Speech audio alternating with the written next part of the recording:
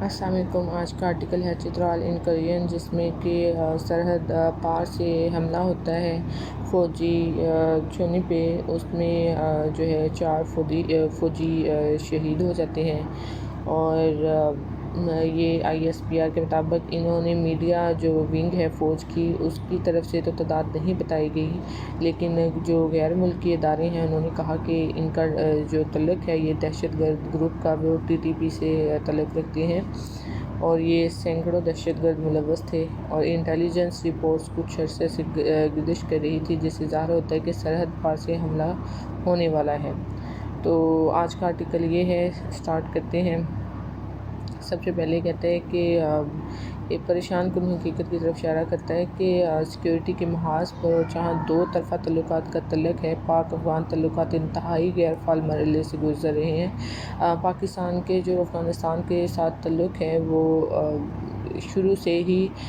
کچھ جو ہے اس طرح کے ہیں، کوئی اچھے نہیں رہے روابط ان کے ساتھ تعلقات، اور ڈیورنڈ لائن کی وجہ سے، اگرچہ کابل کے ساتھ دو طرفہ تعلقات کبھی بھی کشیدگی سے پاک نہیں رہے، لیکن ہمارے حکمران ڈھانچے میں سے کچھ لوگوں کو بڑی توقعات تھی کہ مغربی سرحد کے اس پار افغان طالبان کی تقسیم سے پاکستان کو فائدہ ہوگا۔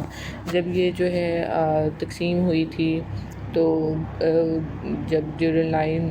جو ہے وہ بنائی گئی تھی اور ڈیوائیڈ کیا گیا تھا افغانستان کو پاکستان کو، تو کہتا ہے کہ اس ٹائم پاکستان کو بہت امید تھی کہ ہمارے اس پار بھی ہمارے جو ہے وہ مسلمان بھائی ہوں گے، اور ہمیں ان کا بہت سہارا ہوگا، ان کے ساتھ ہمارے تعلقات بہت اچھے ہوں گے۔ کہتا ہے کہ یہ سوچ ہی رہی، لیکن ایسا کچھ ہوا نہیں۔ سب سے زیادہ پریشان کن بدھ کو چترال میں دہشت گردوں نے در اندیزی کی۔ ISPR کے مطابق دہشت گردوں کے ایک بڑے گروپ نے افغان جانب سے سرحد پار کرکے 2 پاکستانی چوکیوں پر حملہ کیا، تو کم سے کم 4 فوجی شہید ہو گئے، اور فوج کے میڈیا ونگ نے اس کی تعداد نہیں بتائی، لیکن عالمی میڈیا نے کہا کہ اس کا تعلق TTP سے تھا، اور انٹیلیجنس رپورٹس کچھ عرصے سے گردش کر رہی تھی، جس سے یہ ظاہر ہوتا ہے کہ سرحد پار سے حملہ ہونے والا ہے۔ اور دوسرے واقعے میں کئی دہشت گرد مارے گئے جب انہوں نے شمالی وزیرستان میں در اندیزی کی کوشش کی، حملے کی کوشش کی، اور سیکیورٹی فورسز نے انہیں پسپا کر دیا۔ اور اسی طرح جمعرات کو